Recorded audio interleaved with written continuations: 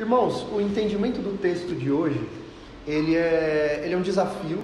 Se você, principalmente quando a gente fala de uma geração que gosta de ler a Bíblia em versículos isolados, é muito fácil você pegar um texto como esse aqui e ler eles de picadinho, né? O verbo se fez carne e habitou entre nós, ok. João dá testemunho, ok. Todos nós temos recebido de sua plenitude, graça sobre graça, ok. Esse texto, ele tem um grande desafio nós temos um grande desafio diante desse texto de conectar todas as verdades que estão sendo colocadas aqui, que estão sendo expostas aqui. O que eu quero hoje é que nós saiamos daqui entendendo como cada uma das informações que estão nesse trecho se relacionam e como elas fazem sentido. E para tanto, eu gostaria que os irmãos me acompanhassem num texto que se encontra lá no livro de Êxodo, no capítulo 33 de Êxodo.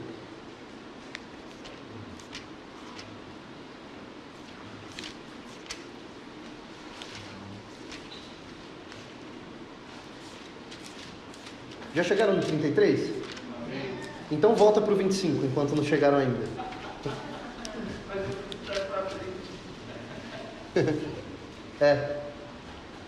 Então, para que nós possamos entender as verdades desse texto de maneira coesa, primeiro vamos comigo no texto que se encontra em Êxodo capítulo 25 e os versos 8 e 9. Êxodo 25, 8 e 9. Amém? Assim diz a palavra, em Êxodo 25, versículo 8: E farão para mim um santuário, para que eu possa habitar no meio deles, segundo tudo o que eu mostrar a você, como modelo do tabernáculo, e como modelo de todos os seus móveis, assim mesmo vocês o farão. Instruções de Deus a respeito da construção do tabernáculo, amém?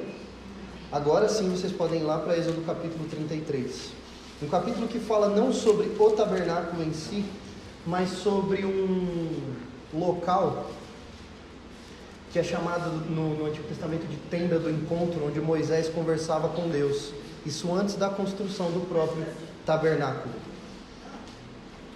Eu vou ler com vocês do verso 7 do capítulo 33 de Êxodo, e nós vamos até o verso 9 do capítulo 34, então acompanhem a leitura com muita atenção ao que a palavra de Deus está dizendo aqui. Êxodo 33 e o verso 7. Amém? Ora, Moisés costumava pegar a tenda e armá-la para si, fora, bem longe do arraial. Ele a chamava de tenda do encontro. Todo aquele que buscava o Senhor saía à tenda do encontro, que estava fora do arraial. Quando Moisés saía para a tenda, fora, todo o povo se erguia, cada um em pé à porta da sua tenda, e seguiam-no com os olhos, observavam Moisés indo até lá, até ele entrar na tenda. Quando Moisés entrava na tenda, descia a coluna de nuvem e punha-se à porta da tenda, e o Senhor falava com Moisés.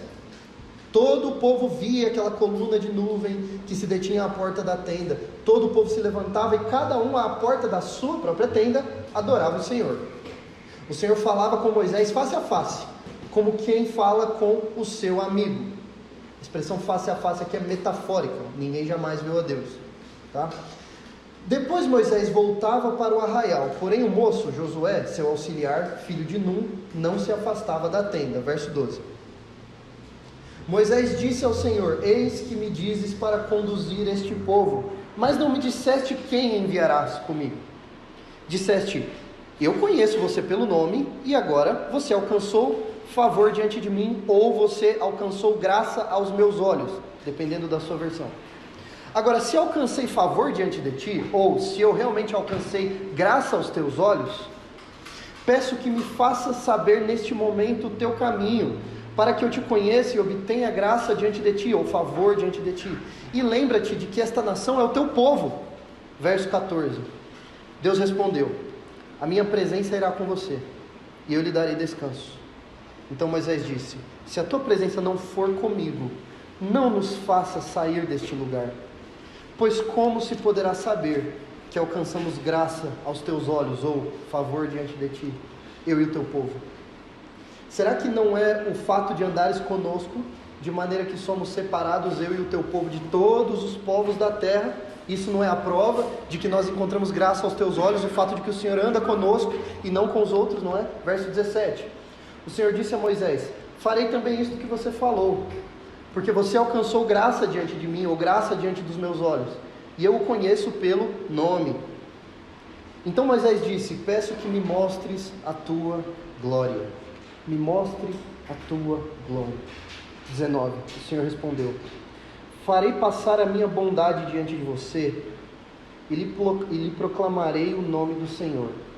Terei misericórdia de quem eu tiver misericórdia, e me compadecerei de quem eu me compadecer. E acrescentou: você não poderá ver a minha face.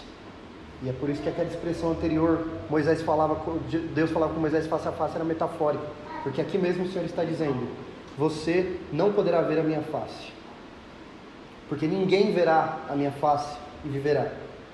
Disse mais o Senhor: eis aqui um lugar perto de mim, onde você ficará sobre a rocha.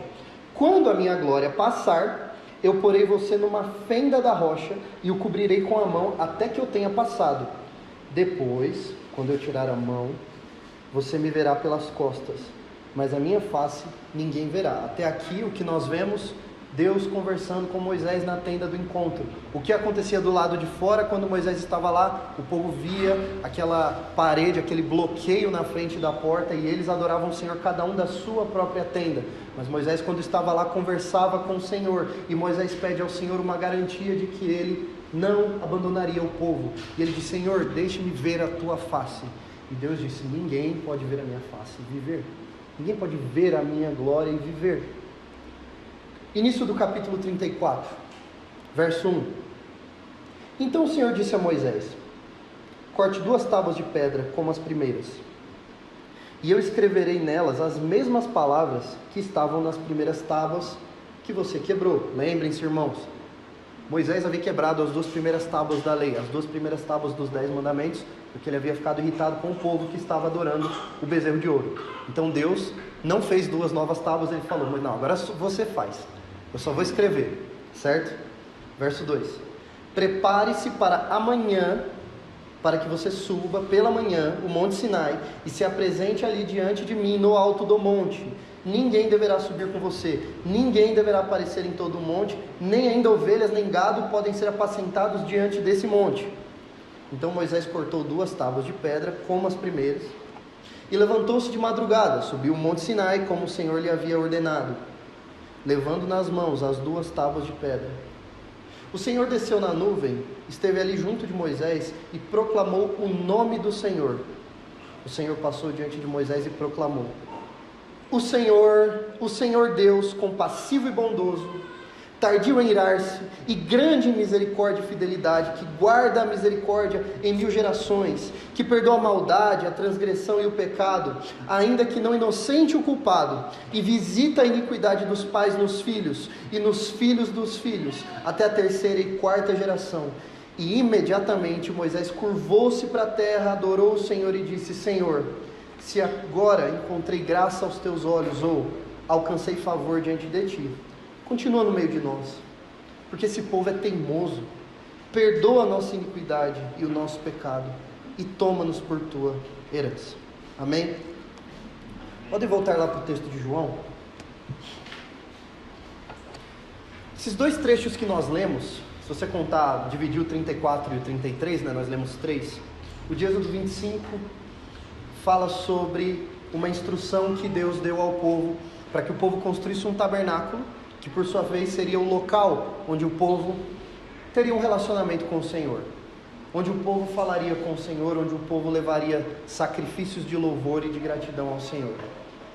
Quando nós fomos para o texto de Êxodo 33, nós vemos Moisés falando com o povo e pedindo a ele uma garantia de que ele não abandonaria aquele povo teimoso. E Deus disse: eu irei com vocês, vocês acharam graça aos meus olhos. Então Moisés pedindo a Deus que não abandonasse o povo, Moisés pedindo a Deus que visse a glória, que pudesse ver a glória de Deus, e Deus dizendo: não, ninguém pode ver a minha glória, ninguém pode ver a minha face e viver. E a gente vê essa expressão se repetindo ao longo desses versículos: você encontrou graça aos meus olhos, ou favor diante de mim. Na versão de quem está escrito graça aos meus olhos? Graça aos meus olhos, graça aos meus olhos, favor diante de mim, são expressões intercambiáveis, tá? Significam exatamente a mesma coisa. E a expressão achar graça aos olhos de Deus significa que Deus olhou para uma pessoa e decidiu se compadecer dela, como ele mesmo diz aqui: eu terei misericórdia de quem eu quiser ter misericórdia. Quando você acha graça aos olhos de Deus, significa que Deus olhou para você e, apesar de você, estendeu a mão a você. Apesar de você. Então vejam, esses são temas que nós vemos acontecendo aqui. Deus ordenando a construção do tabernáculo para que ele se relacionasse com o povo que havia pecado. Isso por si só já é um povo ter encontrado graça aos olhos de Deus, porque o povo já havia, lembre-se, esse relato acontece um pouco depois que o povo adora o bezerro de ouro. Então esse povo não merecia qualquer tipo de relacionamento com Deus. Ainda assim ele dá instruções para que houvesse um ambiente chamado de o tabernáculo, onde ele se relacionaria com o povo. E tudo isso como prova de que Deus não havia abandonado o seu povo. Ele entrega então no capítulo 34, além de todas essas instruções, essas afirmações, ele pega e dá de novo a Moisés as novas tábuas da lei que haviam sido quebradas, porque Moisés ficou irritado por causa do pecado do povo. Você vê esse balanço entre a paciência de Deus com o povo e o povo pecando contra Deus. E ainda assim Deus, porque aquele povo havia encontrado graça aos olhos de Deus, continuava usufruindo da companhia do Senhor. Amém? É isso que nós vemos nesses textos. E eu acredito de todo o meu coração que quando João escreve esses 5 versículos que nós lemos em João capítulo 1, ele tem o texto de Êxodo na sua mente. Se não, vejamos o que diz o verso 14 de João capítulo 1. E o verbo se fez carne. Assim começa o texto de João capítulo 1, verso 14. E o verbo se fez carne. Talvez o tema de que nós falaremos a respeito aqui, ele pareça um pouco repetitivo, porque semana passada a gente deu muita ênfase no fato de que o verbo esteve entre nós, de que o verbo estava no mundo, né? O que diz o verso 10. Parece que a gente vai ficar repetindo aquilo que a gente disse semana passada, mas existe um aspecto diferente nesse versículo aqui, é um pouco mais profundo. Lembrem-se de que quando João escreve o seu evangelho, o propósito maior dele era provar que Jesus era o Filho de Deus e que, portanto, Jesus era Deus. Lembram-se disso? Isso está escrito no finalzinho de João capítulo 20. E a própria designação Filho de Deus, chamar Jesus de Filho de Deus, significa dizer que ele é Deus, porque o próprio evangelho de João, no capítulo 5, verso 18, diz que quando Jesus dizia que ele era o seu próprio Pai, ele se fazia igual a Deus, e por isso os judeus queriam matá-lo. Porque quando ele dizia que ele era o Filho, as pessoas entendiam que ele estava dizendo que era Deus. Então as expressões, elas são quase que intercambiáveis, você pode falar uma ou a outra. Pois bem, Moisés falava com Deus. E esta palavra de Deus que Moisés escutava eventualmente é escrita em tábuas de pedra. A intenção de João aqui é dizer que esta palavra, através da qual Deus falava com Moisés, se manifestou entre nós. Dessa vez não só de maneira escrita, como havia se manifestado no Antigo Testamento e por meio de Moisés. Esta palavra vestiu a sua glória, com veias, com artérias, com músculos, criou sangue, ossos, unha, cabelo. A sabedoria eterna de Deus, que é a própria pessoa de Deus, a segunda pessoa da Santíssima Trindade, eternamente gerada do Pai, se tornou um ser humano, carne e osso.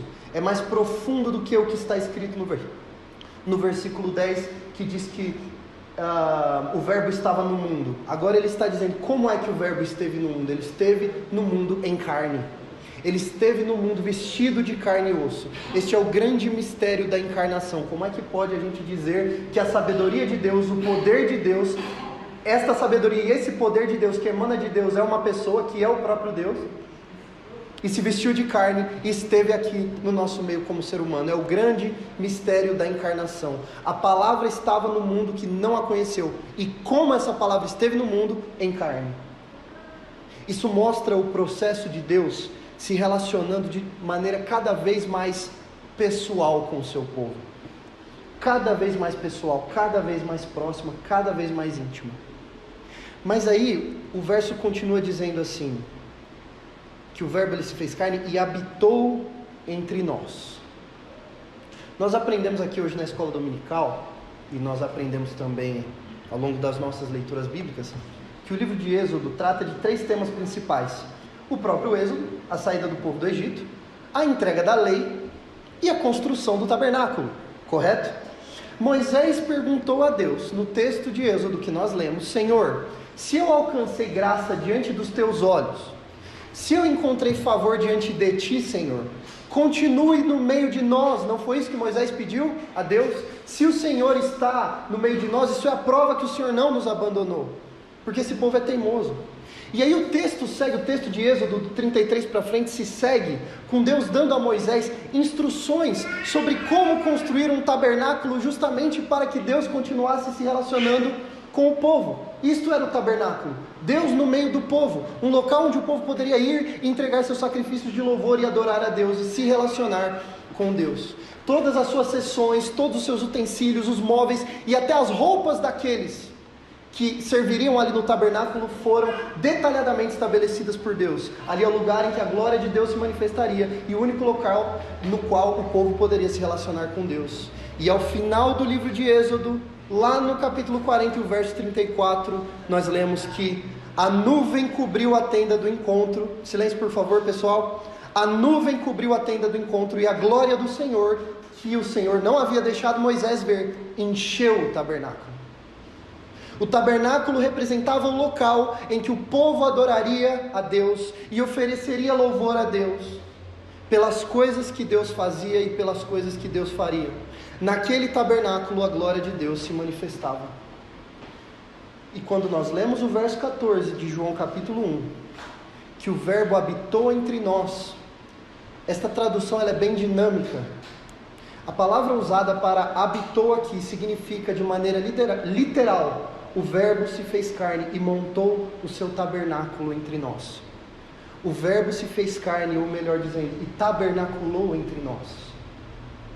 A encarnação de Cristo, a palavra de Deus se tornando gente, nada mais é do que tudo aquilo de que o livro de Êxodo fala, consumado em uma pessoa. A libertação do povo, o estabelecimento da Páscoa, da saída do Egito, seria consumada pelo Cordeiro de Deus que tira o pecado do mundo. A lei revelada em palavras a Moisés se tornou uma pessoa, Jesus Cristo. E esta palavra revelada de Deus armou seu próprio tabernáculo para habitar entre nós, uma tenda de carne e osso, onde Deus se manifestou de forma perfeita no meio do seu povo. Vejam, Deus não deixou em nenhum momento de ser Deus, e o Senhor Jesus não foi menos ser humano porque Ele era Deus. Este é um conceito que em latim a gente chama de vera homo, vera deo, né? Que é verdadeiramente homem, verdadeiramente Deus. Ou seja, aquilo que nós dizemos em escola dominical, não é 100% homem, 100% Deus. Deus como entendemos, do jeito que nós entendemos, vestido de duas naturezas, mas somente uma pessoa, no tocante à natureza de Deus, totalmente onisciente, sabe de tudo. No tocante ao homem, ele perguntava: o que as pessoas estão dizendo de mim? Ou o que queres que eu te faça? Não é? Ou onde estão os teus acusadores? Mas no tocante a Deus, onisciente. No tocante a Deus, criador de tudo que há, no tocante à natureza humana, sentiu fome, sentiu sede, sentiu sono, sentiu medo. E ainda assim, ele nunca foi duas pessoas diferentes. Uma pessoa, só uma pessoa, mas em duas naturezas distintas. O Deus vivo, eterno, vestido de glória, e o verbo em carne que tabernaculou, que armou seu tabernáculo para habitar entre nós. Como isso é possível? Eu não sei, você não sabe, ninguém sabe. Essa é a majestade da encarnação do verbo. Então, como é que o verbo habitou entre nós? Em carne. Como foi que a palavra de Deus foi plenamente revelada a nós? Como um homem. Como é que a sabedoria de Deus tabernaculou entre nós, não mais em tendas feitas por mãos de homens, mas em carne, no meio de nós, dentro do nosso planeta.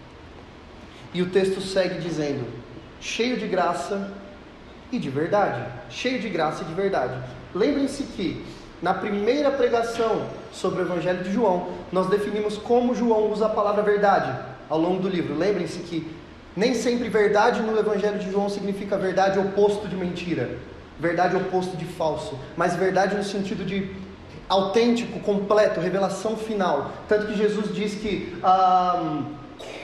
o povo queria mais pão e Jesus diz que o maná no deserto não era o pão verdadeiro, ele era o pão verdadeiro, não porque o maná do deserto era falso, mas porque o maná do deserto não era a revelação completa daquilo que ele representava. Então, por que cheio de verdade? Porque é a revelação final. Mas ainda assim o texto diz que ele era cheio de graça, não só de verdade, mas cheio de graça. E aí um pequeno comentário teológico: nem sempre a gente pode pegar palavras do Antigo Testamento e usar no Novo Testamento do mesmo jeito. Existem palavras que no Antigo Testamento são usadas de um jeito, no Novo Testamento são usadas de outro jeito. A própria palavra salvação, por exemplo, não tem a mesma conotação no Antigo Testamento que tem no Novo. Porém, eu chequei, e a palavra graça aqui significa exatamente aquilo que a gente aprende na EBD. Exatamente aquilo que é dito no Antigo Testamento sobre graça, significa a mesma coisa no Novo Testamento. Graça, o favor imerecido de Deus, o impulso de Deus para nos dar alguma coisa, independentemente da gente merecer ou não, porque nós não merecemos, não é? E esta graça está na conversa de Moisés com Jesus, com Deus, perdão, a conversa de Moisés com Deus. Vejam que Moisés pergunta: como se poderá saber verdadeiramente, ou de verdade, autenticamente, completamente, que nós achamos o quê?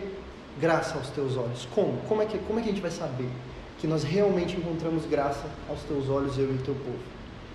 Será que não é o fato de andares conosco? Será que não é o fato de nós, por termos a tua companhia andando conosco, sermos separados dos outros povos da terra? Não é isso, Senhor, que prova que nós encontramos graça aos teus olhos, o fato de o Senhor andar no meio do seu povo? Na mosca, Moisés. Moisés estava correto, é exatamente isso que verdadeiramente manifesta que um povo achou graça aos olhos do Senhor, quando ele anda no meio do seu povo. E o Verbo se fez carne e armou seu tabernáculo no meio de nós, cheio de graça e de verdade. E o texto se segue dizendo: e nós vimos a sua glória, glória como a do unigênito do Pai.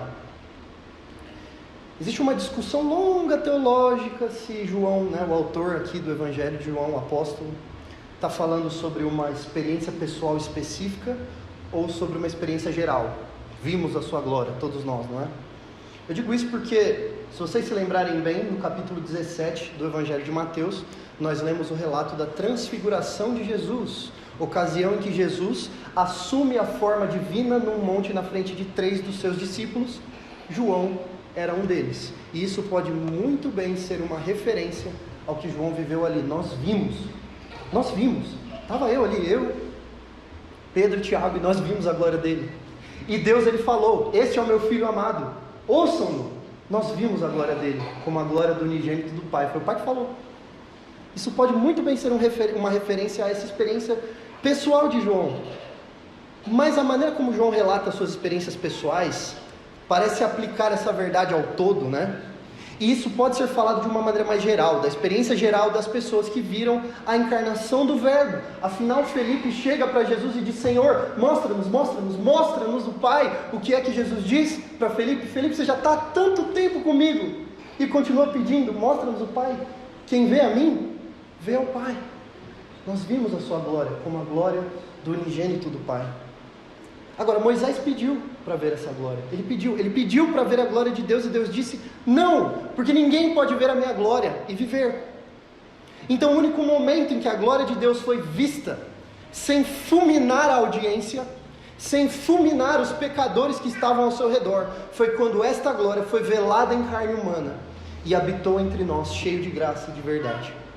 Assim a glória de Deus pôde ser vista e claramente reconhecida como sendo a glória do Filho legítimo, único Filho legítimo do Pai. Lembra que nós falamos semana passada? Nós fomos feitos filhos de Deus. Nós não éramos filhos de Deus por direito de nascimento. Nós fomos feitos, mas quando nós vimos Jesus, nós vimos a glória do único Filho legítimo, original do Pai. Nós somos adotados. E isso ficou claro, muito claro para todos nós, quando a glória dele foi vista em carne e habitou entre nós. E nós iniciamos então o verso 15. João dá testemunho a respeito dele e exclama: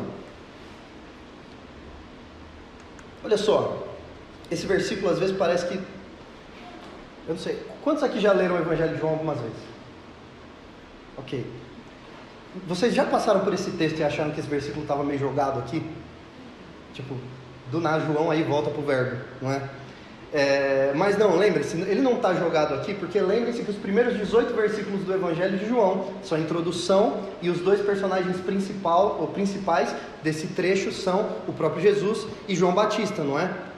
Então os versos 6 a 9 já falavam sobre João Batista, que ele veio como testemunha, para testificar a respeito da luz, para dar testemunho da luz. Então ele joga aqui, ele entra aqui nesse verso 15, nós temos uma espécie de expressão de parênteses no fluxo do texto, como que para dizer assim, lembra daquele João que veio dar testemunho a respeito da verdadeira luz, que vinda ao mundo e ilumina toda a humanidade? Pois bem, é este verbo aqui que estava no mundo e habitou entre nós de que João estava falando. João dá testemunho a respeito dele, conforme os versos 6 e 7 dizem, ele dá testemunho a respeito de Jesus. E este verbo aqui, em carne, é dele que João estava falando, João Batista, ok? E o que João dizia? Este é aquele de quem eu dizia, ele vem depois de mim, mas é mais importante do que eu, porque já existia antes de mim. Isso é o que João Batista falava sobre Jesus, quando ele testemunhava. Lembrem-se que muitas pessoas atribuíram a João Batista o próprio status de Messias, em algumas ocasiões, não é? E João tinha o tempo todo para falar, não sou eu, o verdadeiro Messias, eu não posso nem desatar a sandália do pé dele, não sou eu. E João dizia, ele vem depois de mim, mas ele é mais importante do que eu, porque ele já existia antes de mim. E aí, isto que João Batista falava a respeito de Jesus tem um impacto muito grande naquele tempo. Por quê? Porque na cultura bíblica, a experiência e o tempo de ministério, a idade, eram aspectos importantíssimos para avaliar a importância de alguém. João Batista começou o ministério dele antes de Jesus começar seu ministério. João Batista era mais velho do que Jesus, não é? E aí João Batista diz, não, ele é mais importante do que eu, porque ele já existia antes de mim. E por que ele existia antes de mim? Porque Jesus não é só um homem que nasceu no primeiro século, porque Jesus não passou a existir jamais, ele sempre existiu. Ou como nós lemos nos primeiros versos, ele é o verbo que estava com Deus e era Deus desde a eternidade passada. Então, por mais que João tenha nascido antes de Jesus em carne, por mais que João tenha começado seu ministério antes de Jesus, Jesus já é Deus eterno antes de tudo isso. E portanto, ele é mais importante do que eu, ele já existia antes de mim, ele já está bem mais importante do que eu, vai chegar depois, mas ele é mais importante do que eu. Isso é verdade para todo e qualquer profeta, sabe? Isso é verdade para todos os patriarcas, isso é verdade para todos os sacerdotes. Jesus precede a todos, tanto é que Jesus diz aos fariseus, no capítulo 8, que Abraão, o pai daquelas pessoas, ele diz, Abraão, o pai de vocês, se alegrou quando ele viu o meu dia, ele ficou feliz. E aí os judeus lhe perguntaram, peraí, você não tem nem 50 anos, você viu Abraão? Como assim? E Jesus responde, em verdade lhes digo, que antes que Abraão existisse, eu sou. Antes que Abraão existisse, eu sou. Então pegaram pedras e quiseram matá-lo, não é? Porque ele se fazia igual a Deus. Então este é o testemunho de João Batista, de que o verbo que já estava com Deus, existia antes de tudo existir, por meio de quem todas as coisas foram criadas, estava no mundo, se fez carne, habitou entre nós. João estava dando testemunha deste verbo, é dele que eu estava falando. E entendendo o testemunho de João, vamos para o verso 16, porque todos nós temos recebido da sua plenitude e graça sobre graça. Gente, eu vou falar uma coisa para vocês, eu apanhei desse texto, tá? Eu apanhei bastante desse texto. Então, eu falei até para o Vinícius, quando a gente se falou essa semana, eu falei, rapaz, 3 semanas apanhando desse texto. Esse verso é bem difícil de traduzir, tá? Muito difícil. A Revista Corrigida diz o seguinte, todos nós recebemos também da sua plenitude com graça sobre graça. A Almeida Revista Atualizada diz, e todos nós recebemos também da sua plenitude com graça sobre graça. A NVI diz, todos recebemos da sua plenitude, graça sobre graça. E a Nova Versão Transformadora diz, de sua plenitude todos nós recebemos graça sobre graça. Bem difícil de traduzir. Esse porquê do verso aí ele é dispensado em algumas versões. Quem tem porquê no início do verso aí? Quem não tem? Pois, e quem começa já, todos recebemos direto no todos. Esse porquê aí não é bem um porquê no grego, ele é um início de discurso direto. Mas assim, se a gente for pegar a essência do texto, vamos lá. No texto original, a plenitude de Deus, a plenitude é a fonte através da qual nós recebemos graça sobre graça, certo? Como é que nós recebemos graça sobre graça? Através da plenitude. Esse é um mote do versículo, ok? E plenitude traz a ideia de algo que é inteiro, que é pleno, que é completo, que é perfeito. Está presente em todo esse trecho, esse conceito de plenitude, do 14 ao 18. E o versículo diz, o verso diz, quando o verso que diz cheio de graça e de verdade, usa essa mesma palavra raiz de pleno no grego. Cheio de graça e de verdade poderia ser traduzido pleno de graça e pleno de verdade. Completamente com graça e completamente com verdade. E essa ideia de completo, pleno, traz a ideia de cheio, de completo, de que era isso que a gente estava esperando. Plenitude. E o Novo Testamento todo, ele trata Jesus como revelação plena daquilo que Deus queria comunicar à humanidade, porque Ele mesmo é a revelação total de Deus em carne humana, porque Ele é Deus em carne humana. O apóstolo Paulo faz coro a isso aqui no livro de Colossenses, capítulo 2, versos 9 e 10, porque nele habita corporalmente toda a plenitude da divindade. Paulo falando sobre Jesus. Também nele vocês receberam a plenitude. Ele é o cabeça de todo o principado e toda a potestade. E aí o sentido da expressão graça sobre graça, então pleno, Jesus completo, revelação completa, e a expressão graça sobre graça traz uma ideia de acúmulo, de graça completa, graça para qualquer situação, graça suficiente para perdão de todo pecado, para qualquer tipo de pessoa que se achegue a Deus, graça suficiente para nos permitir ver, não um pedacinho das costas de Deus como Moisés viu da rocha, mas para vê-lo plenamente manifesto no nosso meio, em carne, habitando entre nós. Esta é a graça recebida pela plenitude da encarnação do Verbo na terra.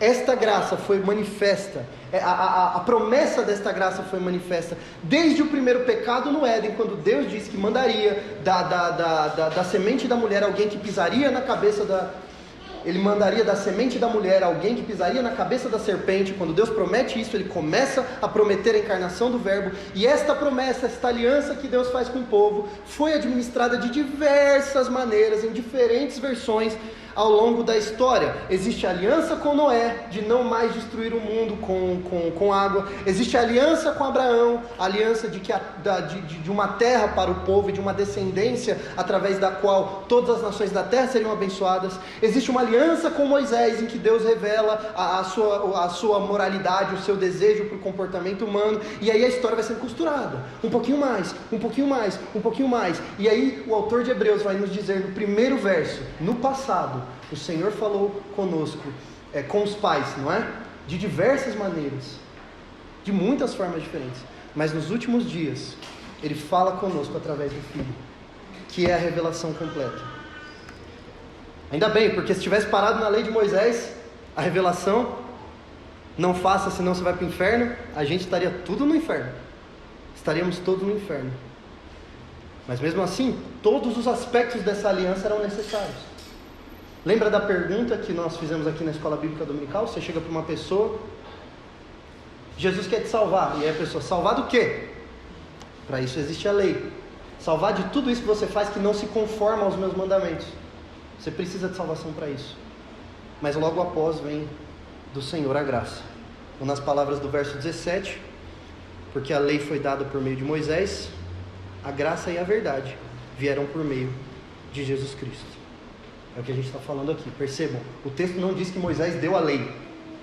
A lei não foi dada por Moisés. O que o texto diz? Por meio de Moisés. A lei foi dada por meio de Moisés. Moisés foi o canal para que Deus, o Deus da lei, entregasse a lei. E quando Moisés recebeu a lei, no texto que nós vimos lá, a partir do capítulo 34 de Êxodo, pela segunda vez já, porque tinha quebrado as primeiras tábuas, a lei deixou muito claro qual era a vontade de Deus para o povo, e o povo quebrando essa vontade o tempo inteiro, e a impossibilidade do homem se conformar àquilo que Deus exige, e portanto a inevitável condenação de todo aquele que está fora dessa lei. Por meio de Moisés veio a lei, mas porque a lei não tinha material para salvar ninguém, a graça e a verdade vieram por meio de Jesus Cristo. A graça, favor imerecido de Deus, a verdade, a plenitude da revelação de Deus, tudo por meio de Jesus Cristo. E o verso 18 diz: ninguém jamais viu a Deus. Ninguém jamais viu a Deus. O Deus unigênito, que está junto do Pai, é quem o revelou. Esse verso é sensacional. Ninguém jamais viu a Deus, o Deus unigênito que está junto do Pai é quem o revelou. Essa palavra revelou, ela vem de uma raiz grega. Vocês já me ouviram falando aqui, ou já ouviram algum teólogo usando a palavra exegese? Quem já ouviu essa palavra? Vocês sabem o que é exegese? De maneira bem... A gente usa muito isso na teologia, de maneira bem simples. Quando a gente faz exegese de um texto, é porque a gente está extraindo informação daquele texto. Exegese é escavar um texto, é extrair informações daquele texto, né? Pois é, a palavra grega que traduz o verbo revelou aqui, adivinha que palavra é essa? Exegese. É quase como se o texto dissesse, não a palavra exatamente, tem a declinação, a conjugação do verbo ali, mas é essa raiz da palavra, tá? É como se o texto dissesse que Jesus, ele é a exegese de Deus, ele é a explicação clara de Deus, ele é a revelação final de Deus. Se você tentar entender a Deus, não consegue pensar em Deus, porque ele é transcendental, você não consegue entender como seria o caráter de Deus, como é que Deus se comporta, como ele fala, como ele pensa, como ele sente. Leia o Novo Testamento, aprenda de Jesus, porque ali você estará fazendo uma exegese de Deus, ali você estará entendendo como funciona o caráter de Deus. Não consegue conceber como Deus é, leia o que a Bíblia diz sobre Cristo, e você entenderá como Deus é. Agnósticos muito ousadamente, de maneira bastante arrogante, dizem: se Deus existe, a gente não tem como saber, ele não se revela a nós, a gente não consegue acessar. É você que pensa, agnóstico. Nós conseguimos saber exatamente como é o caráter de Deus, em termos que a nossa mente humana consegue entender, olhando para Jesus Cristo, que é a revelação plena de Deus. Mas eu te pergunto uma coisa. A gente lê no texto que quem revelou Deus para nós foi o Deus unigênito, o Filho unigênito de Deus que está junto ao Pai. Este foi quem revelou Deus a nós. Mas aí o verso 18, ele começa dizendo que ninguém jamais viu a Deus. Ninguém jamais viu a Deus. O que diz o verso 14, logo no início? O verbo se fez carne, habitou entre nós e nós contemplamos, em algumas versões, ou nós vimos a sua glória. Nós vimos. Mas o texto diz que ninguém jamais viu a Deus. Mas nós o vimos. Pois é, isso é verdade. Ninguém jamais viu a Deus da maneira como Ele se revela em glória mesmo.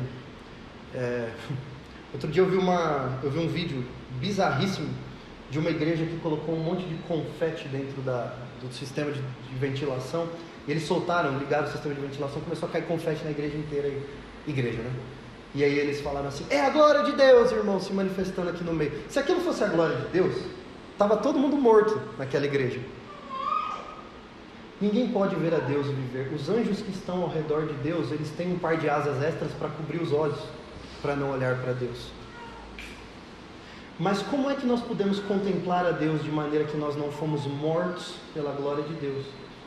Quando o Verbo se fez carne e montou seu tabernáculo em nosso meio. Aí sim nós podemos ver ou contemplar a sua glória, porque o verbo é diferente, ver e contemplar aqui, são dois verbos diferentes, significam basicamente a mesma coisa. E aí nós podemos ver a glória de Deus em Jesus Cristo. Então, irmãos, se nós quiséssemos fazer uma linha de raciocínio para um texto como esse, harmonizando ele com Êxodo 33, seria algo do tipo: toda a humanidade pecou contra Deus e merecia condenação, mas houve um povo que encontrou graça aos olhos do Senhor. Deus revelou a sua lei a esse povo, uma lei de conduta, de organização religiosa, de combate ao pecado, de organização civil, por meio de um homem chamado Moisés. Deus revelou essa lei. Este homem com quem Deus conversava como se fosse um amigo. A lei foi dada por meio dele. Mas o povo quebrou esta lei, mesmo tendo tido o privilégio de receber a lei de Deus. Esta era a palavra de Deus revelada em forma de lei, e ainda assim o povo, tendo a palavra revelada em forma de lei, não obedeceu. E aí Moisés, que representava o povo como um sacerdote ali, como um profeta, na esperança de sentir a garantia de que Deus não abandonaria o povo pela sua rebeldia, a garantia de que o povo tinha mesmo achado graça aos olhos do Senhor, ele pede para ver a glória do Senhor, não é? Mas o Senhor diz: não, ninguém jamais viu a Deus, ninguém pode ver a glória de Deus e viver. O Senhor nega isso aí. Ao invés de mostrar a sua glória a Moisés, Deus manda que ele orientasse o povo a construir um tabernáculo, para que ali Deus habitasse e o povo entregasse sacrifícios a Deus e se relacionasse com Deus. E isso tudo, depois de o povo ter pecado contra o Senhor, mesmo assim vieram instruções sobre um ambiente que poderia ser usado como um ambiente de interação entre o povo e o seu Deus. E esta foi a palavra que Deus deu a Moisés, a respeito da lei, a respeito do tabernáculo. E esta palavra, num período que o Novo Testamento chama de plenitude dos tempos, misteriosamente essa palavra se fez carne e veio não a um tabernáculo construído por pessoas, mas Ele mesmo armou seu próprio tabernáculo entre nós, habitou entre nós, cheio de graça que nós encontramos aos olhos do Senhor e cheio de verdade. E assim nós podemos contemplar a sua glória. Assim o Deus que ninguém jamais viu, assim o Deus que Moisés não pôde ver, porque senão ele morreria, assim esse Deus pôde ser contemplado por nós, e nós vimos a sua glória. Glória que Moisés pediu a Deus que o deixasse ver, e Deus disse: não, nós podemos ver essa glória como a glória do unigênito do Pai. E o Deus unigênito que está junto ao Pai é quem revela o Deus que ninguém pode ver, a nós. Ele havia começado a se manifestar através da lei que foi dada por meio de Moisés. Através dela nós entendemos um pouco de quem Deus é, um pouco do caráter de Deus, mas como é que Ele se manifestou de maneira plena a nós, em plenitude? Quando foi que não só nós achamos graça aos olhos do Senhor, mas encontramos graça sobre graça sobre graça aos olhos do Senhor, de maneira completa? Isso aconteceu quando o Verbo se fez carne e habitou entre nós. A graça e a verdade vieram por meio de Jesus Cristo, quando o Verbo se fez carne e tabernaculou entre nós. Assim a palavra se tornou um ser humano, carne e osso, armou seu tabernáculo entre nós, era verdadeiramente, plenamente, completamente cheio da graça de Deus. E é deste homem que João Batista dá testemunho e grita em alta voz: é ele, esse é aquele de quem eu dizia que vinha depois de mim, mas era mais importante do que eu, porque já existia antes de mim. Antes de mim, porque ele é o Verbo que estava no princípio com Deus e que era Deus. João deu testemunho dele quando dizia: é dele que eu estava falando quando eu dizia que viria alguém depois de mim, mais poderoso do que eu, batizando com o Espírito Santo e com fogo. Já existia muito antes de mim. E assim, com a revelação plena do Verbo, todos nós temos recebido da sua plenitude graça sobre graça, sobre graça, sobre graça, sobre graça. Graça irresistível que se manifestou quando a nossa carne, que amava o pecado, ela foi ali tornada não tão atraente a nós pelo Senhor, e Ele nos trouxe amor real a Ele. Graça que se manifestou quando as pessoas deixaram de buscar a Deus, e Ele em carne e osso veio buscar essas pessoas que o abandonaram. Graça que se manifestou e que se manifesta, que nós achamos todos os dias aos olhos do Senhor, quando Ele perdoa o mesmo pecado pela 77ª vez.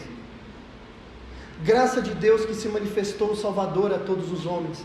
Graça de Deus que é a motivação de Deus em nos salvar, e é por graça, e se é por graça, não é por obras, porque de outra maneira não seria graça. Graça que superabundou onde abundava o pecado. Graça que nos permite chegar com confiança ao trono da graça, para que nós possamos alcançar misericórdia. Graça sobre graça, sobre graça, sobre graça, suprimento ilimitado de graça para todo aquele que nele crê. Tudo isso recebido de Deus, pela manifestação em carne do Verbo, que mesmo sendo Deus, não considerou que ser igual a Deus era algo a que ele devia se apegar, mas esvaziou-se a si mesmo, vindo a ser servo e tornando-se semelhante aos homens, e sendo encontrado em forma humana, sendo encontrado em carne e habitando entre nós, humilhou-se a si mesmo e foi obediente até a morte, e morte de cruz. Este Verbo em carne, esta palavra encarnada chamada Jesus, te convida a encontrar graça aos olhos dele. Este Verbo em carne, esta palavra encarnada chamada Jesus, te convida a se arrepender de uma vez dos seus pecados e ser salvo da condenação eterna pela fé nele. Creia de todo o seu coração no Verbo que se fez carne e habitou entre nós. Arrependa-se dos seus pecados, abandone a vida de pecado, abandone o ambiente de pecado, abandone a sua situação de pecado, e Ele enviará o Espírito dele ao seu coração e te tornará um filho de Deus. Espírito que clama Abba Pai, o mesmo Espírito que veio a Jesus quando ele foi batizado, dizendo: este é o meu Filho amado em quem eu me agrado. Este mesmo Espírito vem sobre você para se tornar um filho em quem Deus se agrada.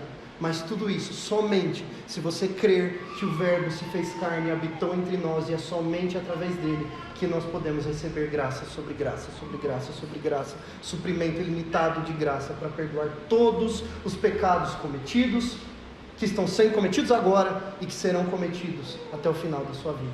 Vamos orar?